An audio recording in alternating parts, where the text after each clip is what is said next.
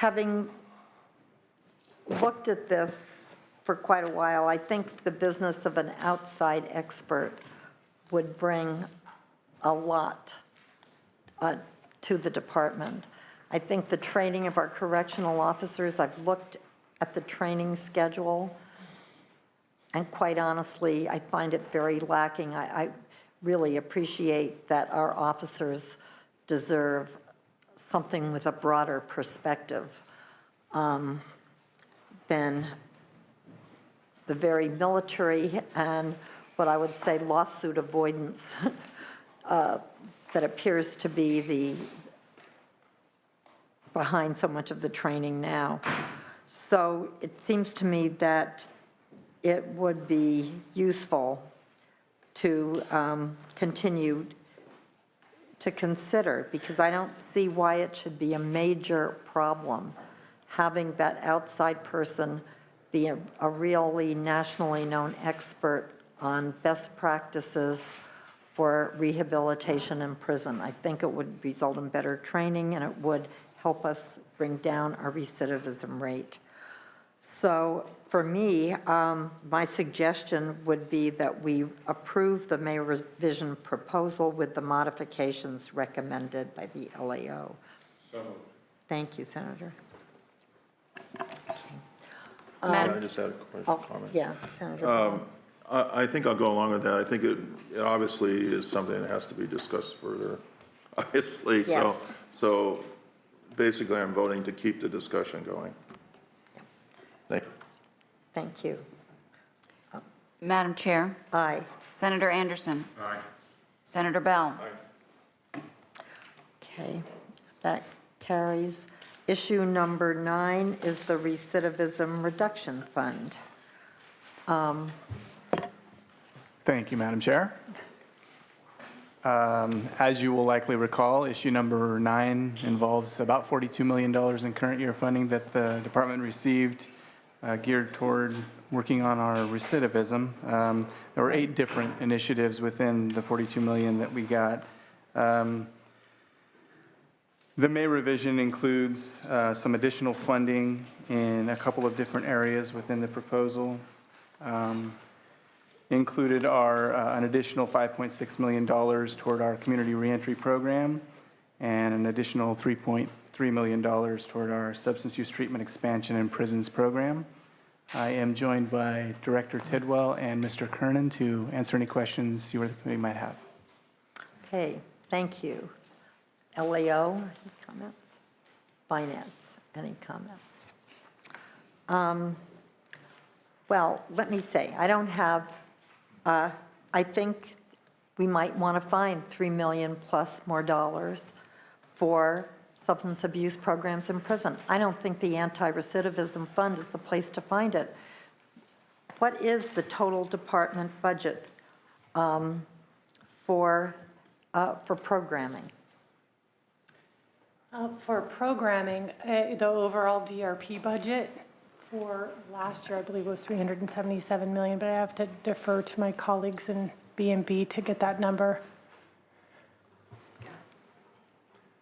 I don't have the number off the top of my head. I was thinking it was about $350 a number million. we all ought to have right off the top of our head. And I hope that next year, I've already said, I want us to start this series of meetings with the pie chart of the $9 or $10 billion that we spend on corrections. What percentage of it goes to education? What percentage of it to correctional officers? And we ought to know within that how the money is distributed. Okay, I stand corrected. The total DRP funding for current year is about $462 million. Okay, thank you. And, Ask and you will get. Good. And Senator, we Thank do you. have a pie chart coming your way for the DRP budget component part, which is going to show the overall DRP budget and the education, substance use, and other services that it should have that this afternoon. No, I think that's you know, very, very going to be very, very helpful to us just to visualize the way things go. And however, I just have to say, I want you to have your additional 3,300,000 or whatever it is. I think it should be found within the $10 billion budget because I think it's part of the core work of CDCR. The recidivism reduction fund was really seen as something quite different, aimed at the community and aimed at reducing recidivism by putting some of that infrastructure for recidivism reduction in place. And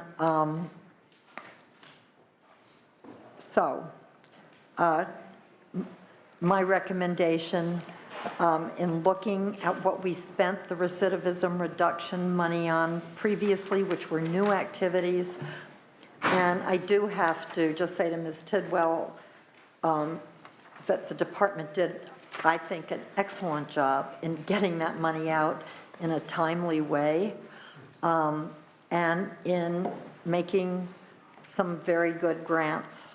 And it'll be very interesting to see how those roll out. But really, thank you for the care and the efficiency that went into getting that done.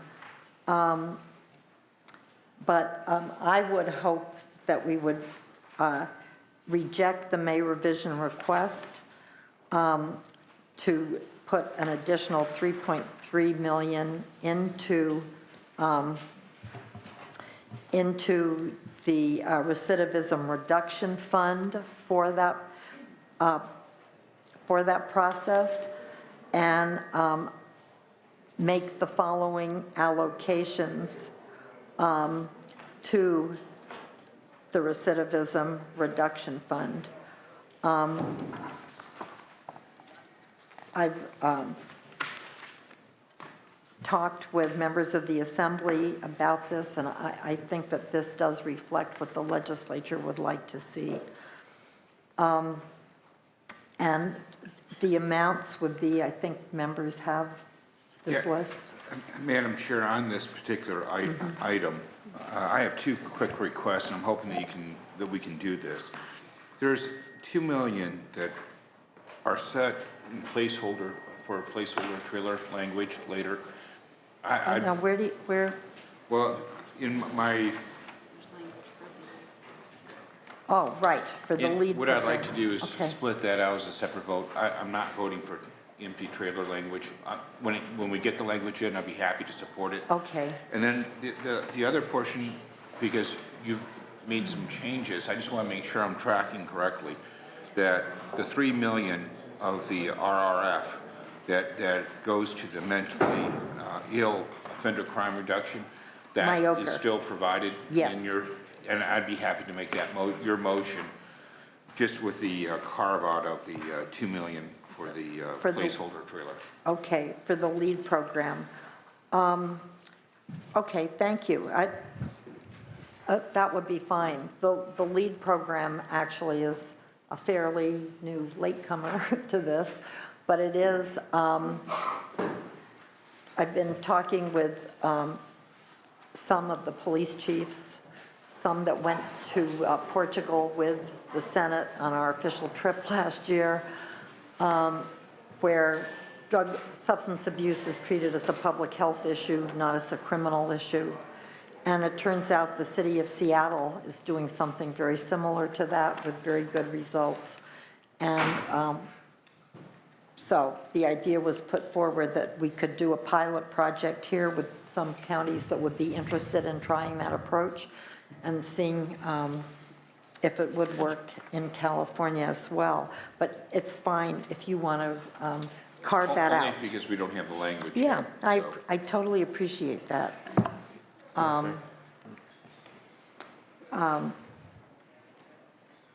Senator Anderson. Okay, so the motion, oh, Senator Bell? Well, I wanted to say I like the list of projects. I think that would help us achieve what the recidivism reduction fund is for, which is to reduce recidivism.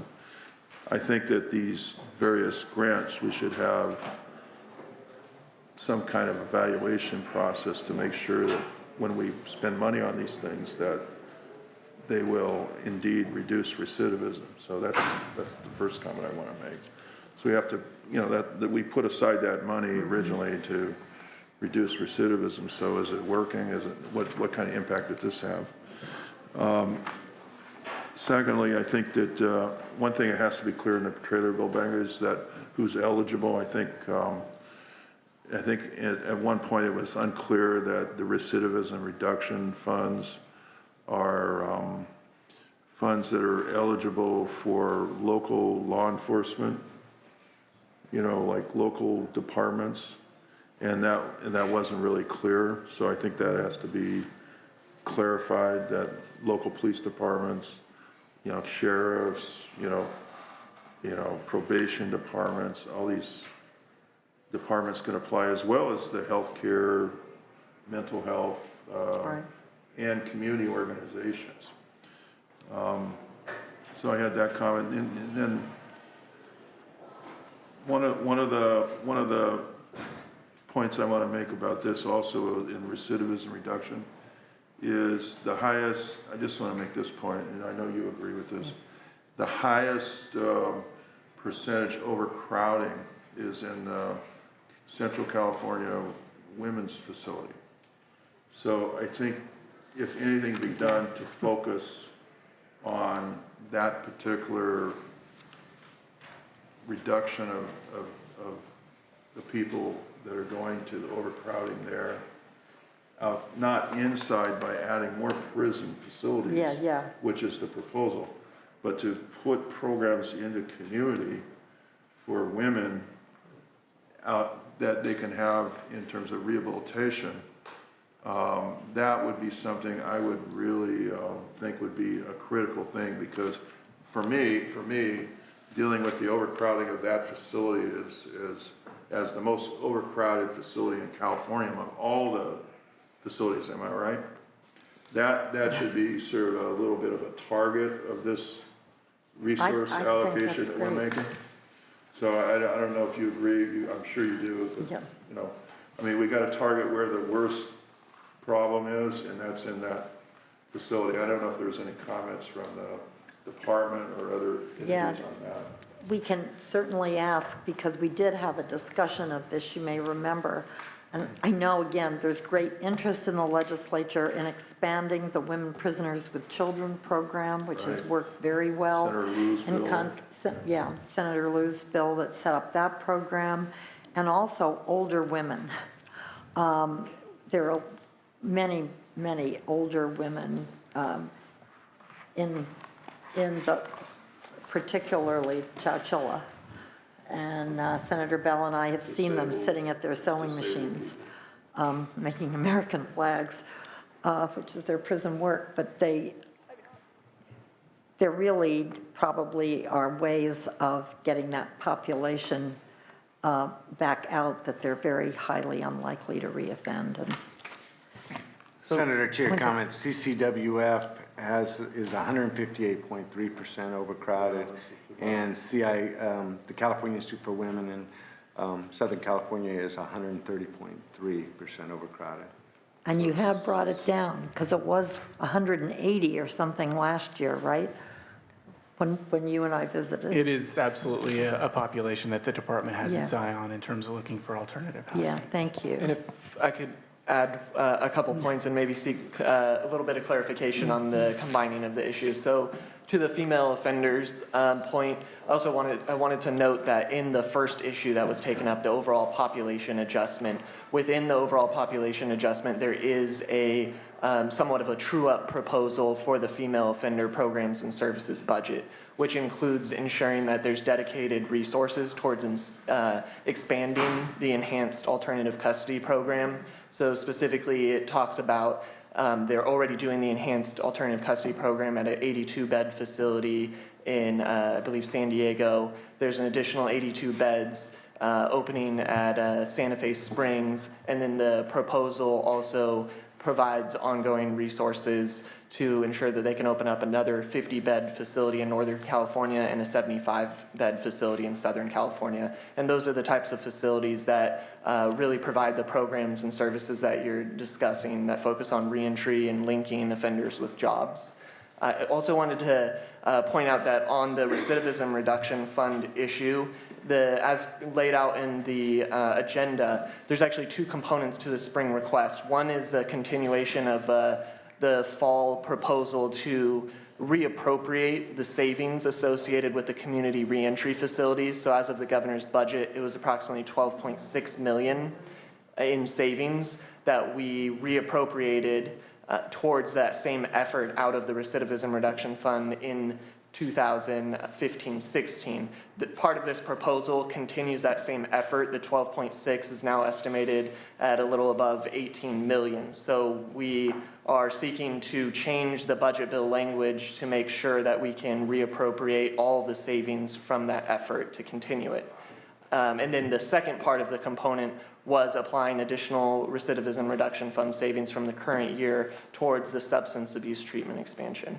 And if that portion of the proposal were denied, we would just note that we would have to look for general fund resources in other places that have been dedicated to probably important programs and services on other ends, and that's a delicate balance. And the other hand, it could jeopardize the expansion of substance abuse to all the facilities under CDCR's control. And also, I think that it's important to note that we submitted at the request of the JLBC updated information on CDCR's current year expenditures and how they're tracking, and the Division of Rehabilitative Programs is projecting no savings in their budget. So there's not savings within that budget to redirect for these purposes. Yeah. Can I ask a question? The substance Yeah, abuse you treatment, can. I think that's a big deal for me. So when you have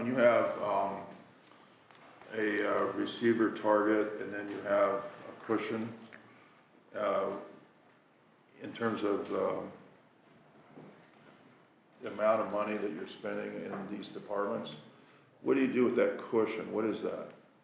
Is there any savings? I mean, you're not feeding people, you're not housing people, there is some savings, correct? So in terms of the contract bed budget, if there is an underutilization of the contract bed budget, that money reverts to the general fund. Okay, and so it becomes goes part back of to the it. general fund? So my point is, why don't you, within your existing budget, fund some of these substance abuse treatment programs at non-reentry hub institutions? Well, I think it's important to note that currently the department is between 2,000 and 3,000 inmates below the final population cap. As part of the May revision, we're proposing to reduce 4,000 out-of-state beds. So any projection of a buffer or cushion at this point is purely an estimate, and as we discussed earlier, there's a lot of uncertainty with those estimates, as we saw out of the blueprint. But don't you put money in the budget for that cushion? Isn't that budgeted? Well, we budget for the amount of, So it's a budget cushion, basically. we budget for the amount of contract beds that we intend to utilize, so. And you budget also for the amount of beds that are in a particular facility, right? Well, we estimate based on the number of inmates we're projecting overall and the number of inmates we're projecting to have in contract beds, we back them out of the institution projection and show them in the contract bed budget. So we're budgeting just the contract bed cost and budgeting the remaining inmates in the institution based on the marginal rate. So you didn't put this drug substance treatment in the budget for some reason, as opposed to not funding some other stuff, right? You thought this was a lower priority, so it came into the recidivism reduction refund request as opposed to just putting it in a regular part of the Department of Corrections budget, right? The substance abuse treatment is part of the regular Department of Corrections budget, is it not? Well, we don't see it as a lower priority And I we want don't put it in to the budget. point out that we originally funded the expansion of substance abuse treatment to non-reentry hub institutions utilizing recidivism reduction funds. So this is a continuation of that practice that's already been established and approved as part of the Yeah, but it's a sign that 2014-15 you don't budget. consider it a priority if you don't put it in the regular budget. Is that right? Well, we've dedicated recidivism reduction funds towards that effort. Okay, I think I'm just making a point that, here. no, you are making a point, and I think it's a good point. And let me just say, in all collegiality, one of the things that happens is a lot of people from local government come up here, right? We've all done our local government budgets in different ways, and there's, you know, the classic thing that of course departments do. You take your most popular issue and say, oh, without an augmentation, we're going to have to drop that. So this does seem a little bit like, you know, that rehabilitation is a top priority for the legislature. We've discussed it. We know that the legislature is very committed to drug abuse treatment throughout the prison system, and very appreciative of the efforts of the department to expand these programs, which had unfortunately dwindled to almost nothing. So my suggestion would be that if the department wants to come and absolutely can't eke out of its $10 billion or $9 billion plus budget an additional $3 million to fund substance abuse, that they come and ask for an augmentation from the general fund. Because I think many people in the legislature would look at that in a very positive way. In the meantime, if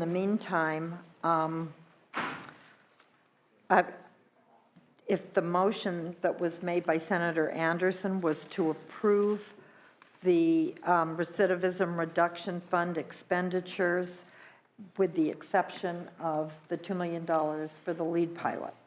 Madam Chair, I'm happy to make that motion, but our Senate colleague brought up some outstanding points, and I just want to touch on them again.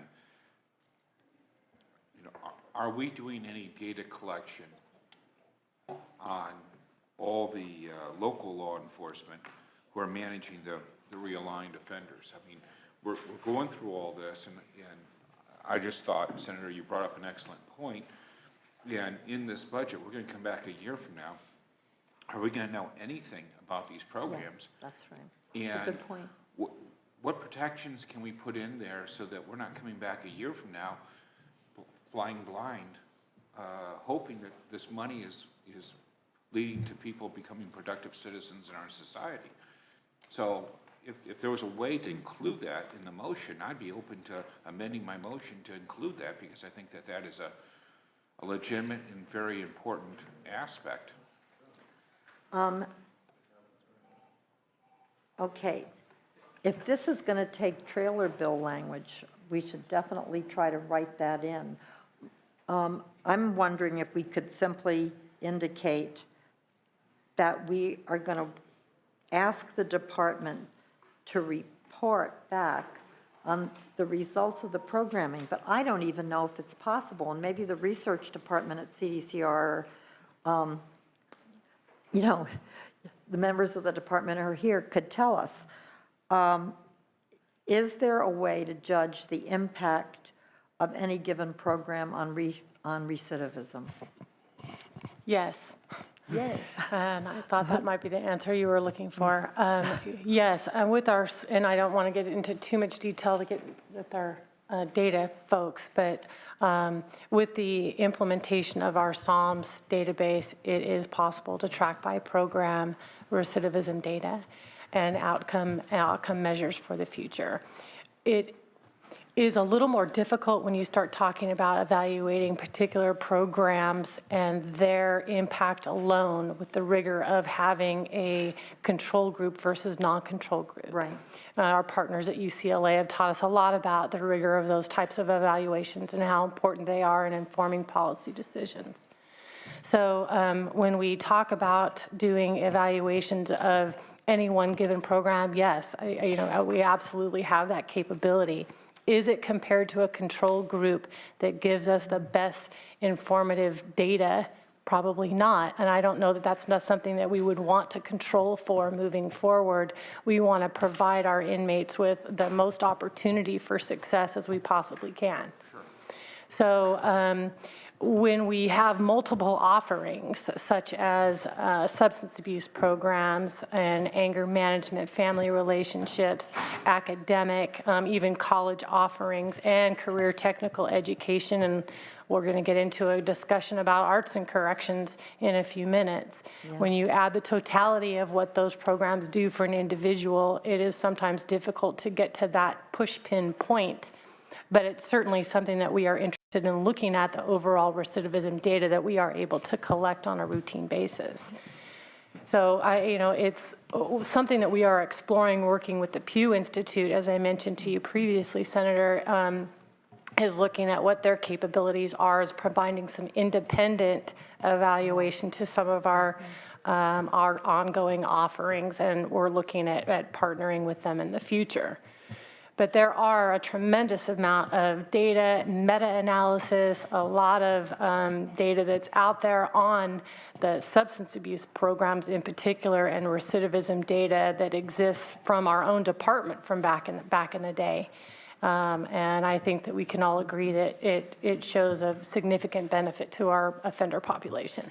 So if we work with Pew, who do fantastic work, as members may know, they actually have worked on ways of finding out how effective programs are and how much they cost. So you can get to that spot where you're really getting the most money, the most rehabilitation for every dollar that you spend. Do they require a match? Is this something that we can simply ask them to do or encourage them to do? They actually reached out to us, and so I followed up with them, and we're going to be having some ongoing discussions about what they can offer us, and it is something that they are interested in doing. That cost-benefit analysis for California would be a huge opportunity for them as well. So I think it's mutually beneficial as we move forward. I think there's no denying the cost-benefit analysis. Our analyses are so important for our decision-making going forward.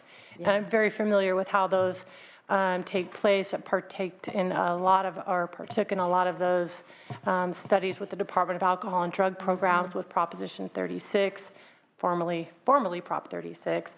And drug courts and all of those types of things. And those are the types of things that we want to drill down to into our current program offerings. Madam Chair, I think there's a second aspect to this. This is terrific, and I'm very pleased to hear that.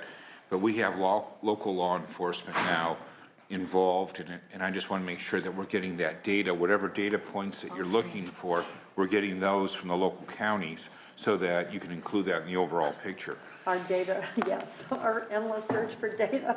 So I agree with you. So I just want to make sure that we're thinking in terms of not just our prisons, but also our jails. Well, we do have some limitations in that regard with being able to that, but we'll get into that. I wonder whether there's comments from the public. Is this a sheriff's comment? Sure. Thank you, Madam Chair. Members, Aaron McGuire on behalf of the California State Sheriff's Association. We support the governor's May revision in terms of this use.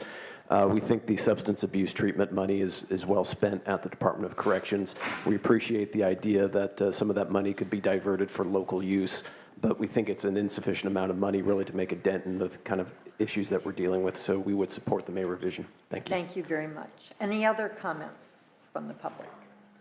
Okay. Seeing and hearing none, is your motion then to adopt? Just as you described. Thank you. And sorry, Madam Chair, could I just indicate that I believe some of the information in your motion is not before us, so we're not looking at the same information. So in referencing, I think, like the LEADS project, unless I'm overlooking it, and there was a mention to Myoker, I don't think we're completely clear on what the motion is. Yeah. I can go over it and we'll give it to you in writing. It's $3 million to CDCR for the in-prison innovative program grants, 1.3 million, and budget language for the additional judicial council to award additional collaborative courts grants, 300,000 to CDCR for an independent evaluation of the appropriateness and effectiveness of the career technical education programs and budget, and bill language requiring a report for both budget committees and policy committees by April 1st of next year. $3 million to the Board of State and Community Corrections for the Myoker Grant Program, and $8 million for additional community recidivism reduction grants, and $1.5 million for the Supervised Population Workforce Training Grant Program, which is, Caltrans and that kind of thing. The motion is to adopt these recommendations with the exception of the lead pilot program. Madam Chair, Aye. Senator Anderson, Aye. Senator Bell, And the second part of the motion would be $2 million for the pilot program to replicate the lead program in Seattle and California counties. Madam Chair, Aye. Senator Anderson, Senator Bell. Okay, it's 12:15. I want to thank everybody. I think we're making good progress, but we're going to take a recess now until 1:30 this afternoon. Thank you.